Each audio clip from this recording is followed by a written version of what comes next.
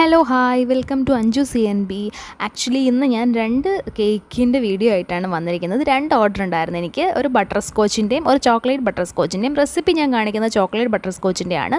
അപ്പോൾ നമ്മൾ normal butter സ്കോച്ചിൻ്റെ തന്നെ നമ്മൾ സ്പഞ്ച് ഉണ്ടല്ലോ, അതുപോലെ സ്പഞ്ച് ചെയ്യുക. ഫസ്റ്റ് ലെയർ എടുത്ത് വെച്ചിട്ട് അതിലേക്ക് നമ്മുടെ ഷുഗർ സിറപ്പ് ആഡ് ചെയ്യുക. പിന്നെ ബട്ടർ സ്കോച്ചിൻ്റെ ക്രഷ് ഉണ്ടല്ലോ, നമ്മുടെ സ്പഞ്ചിലേക്ക് ആഡ് ചെയ്ത് കൊടുക്കുക. പിന്നെ നമ്മൾ വിപ്പിംഗ് ക്രീം എടുക്കുമ്പോൾ ചോക്ലേറ്റ് ഗനാഷ് ആഡ് ചെയ്ത വിപ്പിംഗ് ക്രീം വേണം എടുക്കാൻ.